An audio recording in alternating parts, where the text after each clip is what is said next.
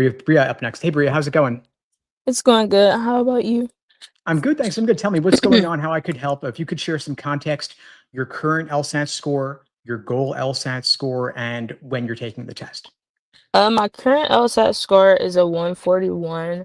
I'm taking the test in February. My goal LSAT is a 170.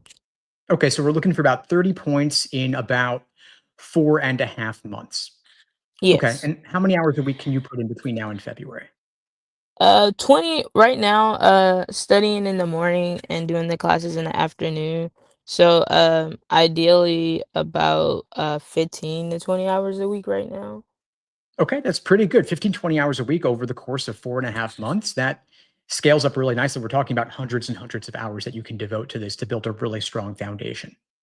Mhm. Now, are there any particular weak areas or pain points or struggle that you're facing right now? Right now, my biggest question, well, my struggle, is with reading comp and remembering what I read. So, mainly when I summarize each paragraph, I'm not sure how to decide what's important enough for me to remember and then what I can safely ignore. Maybe like some tips on if you can help me identify, I guess, skills that I can use to like quickly understand the key points. So when it's time for me to answer the questions, I won't have to spend so much time rereading the passage to make sure I have the correct answer.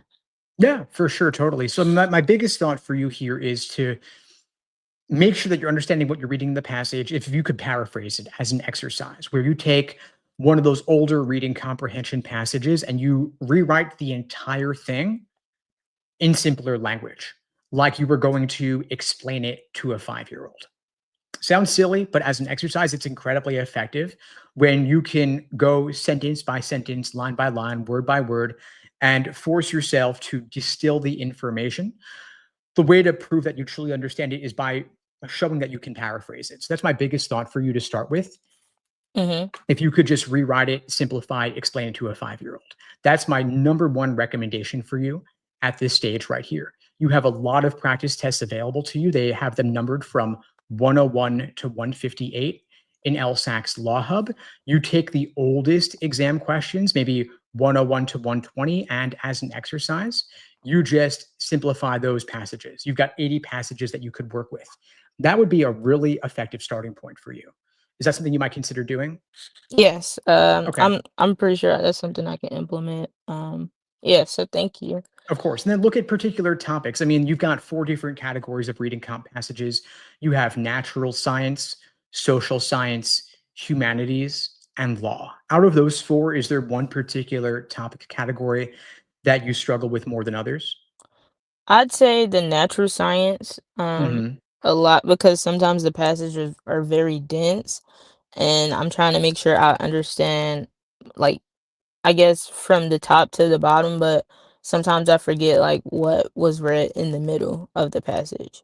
Yeah, totally heard on that. Yeah, I mean, natural science, I don't love those either, and I think a lot of pre-laws struggle with them having more of a humanities background. The thing, of course, is that as you know, the topic never really matters. It's the structure of the passage, how they go about presenting the information and backing it up with support. And then you also want to know who, if anyone, is promoting or advocating a particular position. And it's easy to get lost in the sauce in the middle of the passage. I want you to say, okay, well, what is the one central thesis statement, for example, where they articulate the main idea of the passage and just hold on to that? It could be at the very end of the first paragraph. It could be at the beginning of the second paragraph. It could be towards the end. In other words, it could be anywhere. But you find that one key line and you hold on to that for dear life. That is your anchor. That's your North Star. You use that to help you knock out the main idea question associated. Pretty much every passage is going to have at least a main idea question or a primary purpose question, and you focus on that. You focus on holding on to that. LSAC's articulation of that is the best thing that you should be looking at for there. And then the details, the supporting examples, you can always go back to find them when you need to help you solve a particular question. How's all that sounding? Have you been doing that already? Um, Not so much. I think 'cause I'm early on in my studying, so no, but I think I can go back and do that, and it should work for me. I'm hopeful it'll work. Okay, cool. Yeah, I think that's probably the best course of action going forward. And then a lot of folks will summarize paragraphs, for example, but you can't always trust paragraph breaks. And some paragraphs, to be frank, are just more important than others. Some of them are really just chock full of details that you don't really need to absorb at the upfront.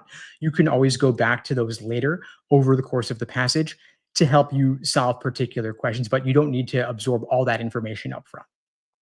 Okay. Thank you. I'll try this method. I'm sure it'll work, so thank you. Yeah, of course. Any other particular challenges you're facing? I do face challenges with like logical reasoning questions. I probably get like 1 to 2 correct, and then after that is like I'm just unable to get any other answer correct within like that particular reading. I'm sorry, logical reasoning section. Like if it's a necessary assumption question or like flaw questions, I have a hard time just like staying consistently getting correct answers. So you find that like you start off strong and then you kind of lose momentum here and there. Yes. Okay. Yeah. So my thought for you there is logical reasoning questions are presented in a general order of difficulty, meaning they get tougher as this section goes on. So it's only natural that the easier ones earlier you would get right, and then you start to hit the level 3, level 4, level 5 questions as time goes on, and then your accuracy drops off. And so part of me is thinking if you're at a 141 or so, there's still a lot of foundational work to be done in Mhm. general. So my thought for you there is let's work you through the curriculum, let's work you through the syllabus, let's give you a strong foundation in every section, every question type. In logical reasoning, you've got, say, 15 or 16 different kinds of questions, necessary assumption, inference, flaw being the three most important ones, but you've also got strength and weaken, parallel, resolve, and so on. And so rather than doing tons of timed sections or full length exams and burning through valuable limited material, I would say follow your study plan, build the foundation first, go through the course material on each of those question types, and then you'll be in a much better position to take sections because you'll have a better understanding of the proper perspective from which to view each section and each type. Okay. Thank you. That sounds like a plan. I'll do that, and then hopefully I'll see some improvement. Okay, awesome. And of course, if you ever need anything, have any questions, always email me, text me. I'm always happy to help. Of course. Thank you. All right, thank you, Bria.